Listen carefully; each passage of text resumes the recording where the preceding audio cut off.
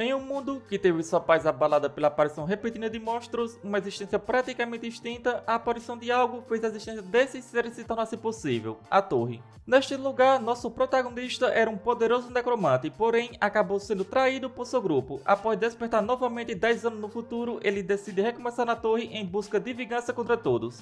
Esta é a parte 7, se ainda não viu as partes anteriores, deixarei uma playlist abaixo para vocês. Agora continuaremos de onde paramos. O nosso protagonista, chamado Ryoki, está em um lugar reservado conversando com Uriel, e ela acaba revelando que estava no dia em que Ryoki foi traído por seu grupo.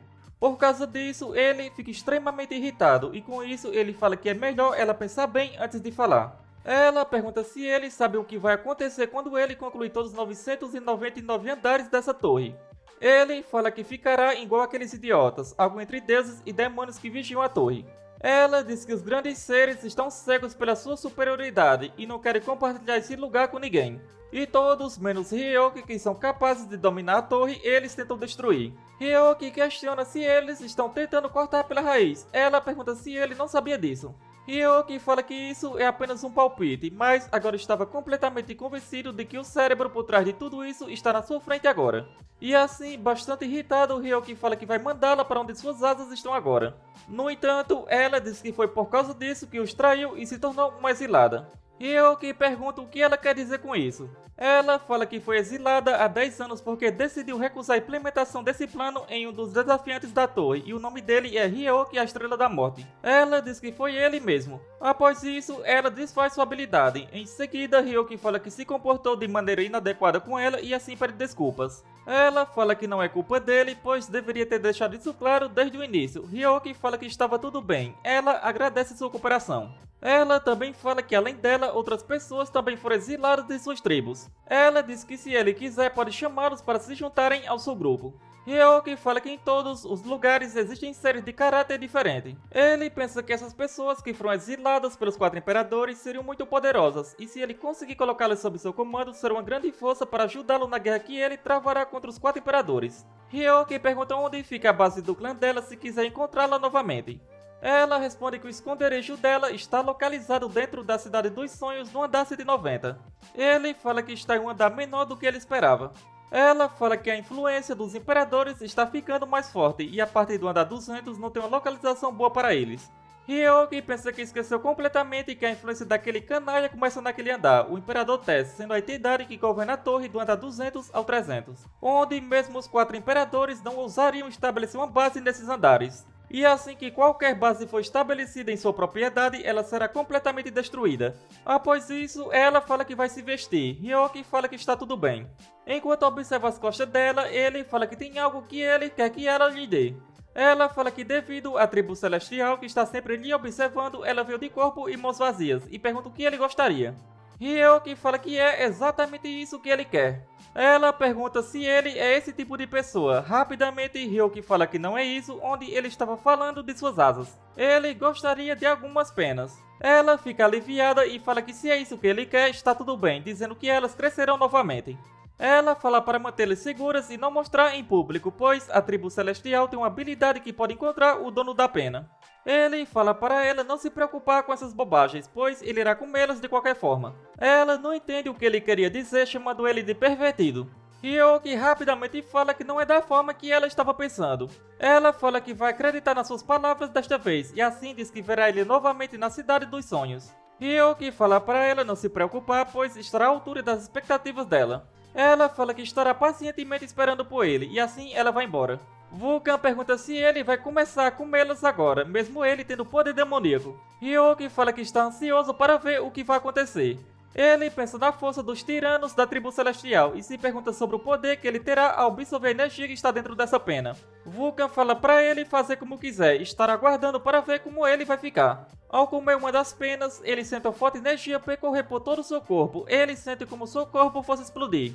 Após abrir seus olhos novamente, para sua surpresa, ele estava em outro lugar. Ele se pergunta se esse lugar é o mundo da ilusão.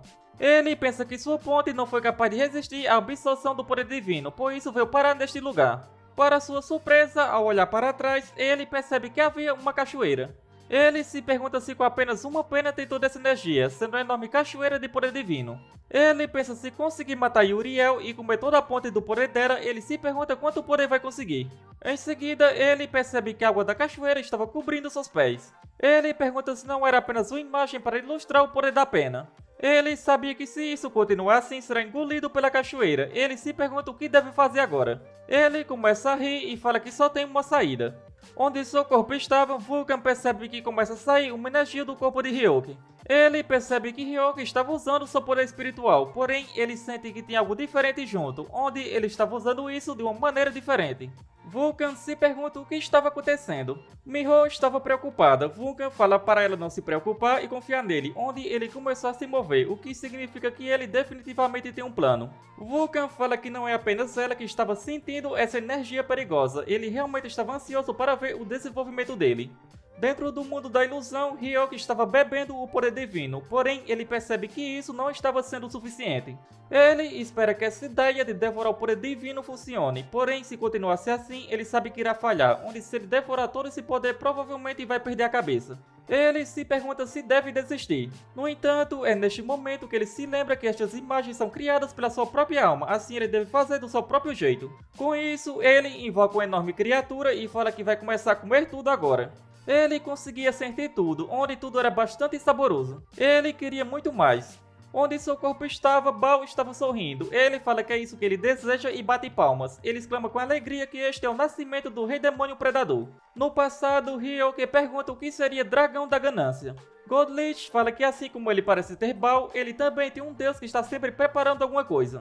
E como o próprio nome sugere, ele é ganancioso e adora devorar todo tipo de tesouro. Mas isso não é o suficiente para ele, ele quer comer tudo que há neste mundo, sendo apenas um dragão louco. Seu nome é Shin Yong, o dragão da ganância. Voltando para Hyoki, ele ainda estava devorando tudo. Pouco tempo depois, ao abrir os olhos novamente, Vulcan fala que ele realmente voltou e pergunta se Hyoki conseguiu ou não. Hyoki pergunta o que ele acha e fala para Vulcan deleitar seus olhos, pois era claro que ele conseguiu, mostrando seu poder divino misturado com seu poder demoníaco. Ele fala que criou uma semente de energia divina em cima do seu coração. Ele pergunta qual a opinião de Vulcan. Vulcan pensa que esse cara é apenas um humano e agora até possui poder divino.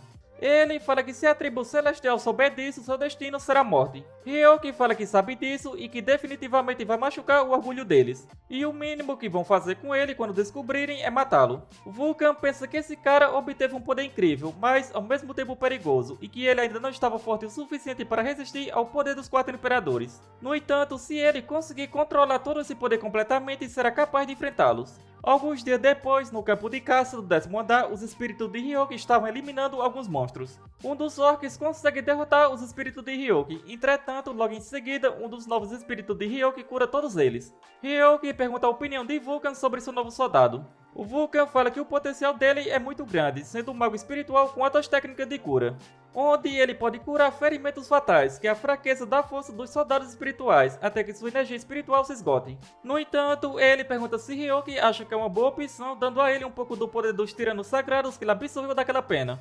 Hyoki fala que ele tem razão e tem que ter cuidado ao convocá-lo. Miho também estava se alimentando das criaturas que os espíritos estavam eliminando.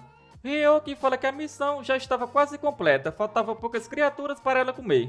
Ele também fala que nunca pensou que ganharia o título de Caçador de Goblins nesta vida. Ao abrir sua tela de status, Hyoki percebe que o poder sagrado subiu para o nível 2 em poucos dias. No entanto, ele sabia que essa pequena quantidade de poder só seria o suficiente para um ataque, sendo assim um trunfo letal que só seria usado em caso de extrema emergência. Vulcan pergunta o que Hyoki vai fazer agora, e ele fala que vai conhecer esse tal de Hedrick. Ao voltar para a cidade, Hyoki fala que de acordo com as informações de Vulcan, ele está neste lugar. Vulcan confirma, dizendo que ele está no lugar onde lutou contra ele naquela época. Esse cara não subiu nenhum andar, era como se estivesse esperando por alguém.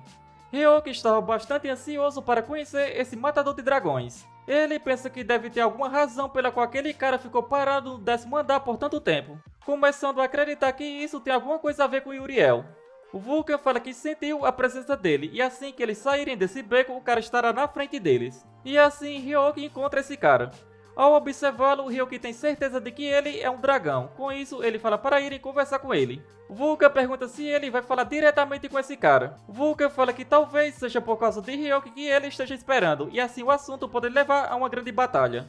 Ryoki pergunta e daí, onde ele não se importa de lutar contra esse cara. Vulcan fala que já que é assim, se quiser lutar, não o coloque no meio de tudo isso e o deixe em paz. Ryoki fala que Vulcan realmente tem medo dele como pensou e pergunta se é porque ele lutou contra esse cara e escapou com medo da sua força. Vulcan se irrita e fala que é o primeiro mestre das almas e com isso ele não tem medo de ninguém. Hedrick estava ouvindo tudo. Em seu passado, quando ele ainda era um humano, ele escutou uma voz falando que no 10º andar haveria alguém capaz de realizar seu desejo, com isso era só esperar por ele. Logo em seguida, Ryoki aparece diante dele. Hedrick fala que estava esperando Ryoki vir falar com ele. Ele também percebe um rosto familiar. Em seguida, Hedrick fala que Ryoki parece fraco. Ryoki fala para ele não julgar um livro pela capa, onde superá-lo era apenas questão de tempo. Hedrick fala que tem muitos olhos neste lugar para isso. Após caminhar um pouco, Hedrick fala que chegaram. Ryoki fala que não tem nada neste lugar, onde tinha vários outros becos próximos, então por que vieram para esse lugar longe? Mas, para sua surpresa, logo em seguida, Hedrick começa a entrar em um portal. Ao entrar, ele pergunta que lugar é esse. Hedrick fala que é uma área escondida do 10º andar, e nem mesmo os olhos dos tiranos ou dos demônios podem chegar a esse lugar. Em seguida, Hedrick fala para irem logo direto ao ponto. Ele fala que quer exterminar todos os dragões que existem nessa torre e pergunta se Ryoki está pronto para ir com ele em busca desse objetivo.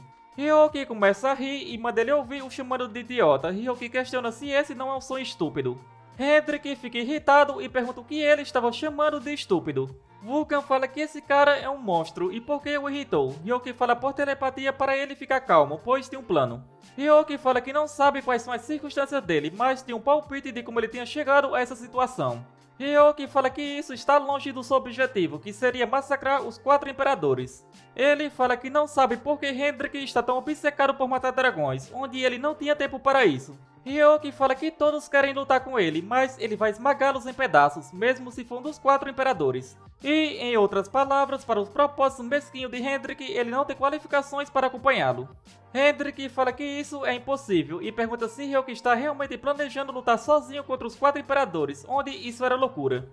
E assim, chegamos ao final deste vídeo. Como sempre, espero que tenham curtido. Não se esqueça de deixar o seu like e se ainda não é inscrito, não custa nada se inscrever. Isso me motiva bastante a trazer novos vídeos o mais rápido possível. Se chegou até aqui, só tenho a agradecer. Nos vemos no próximo vídeo. Falou!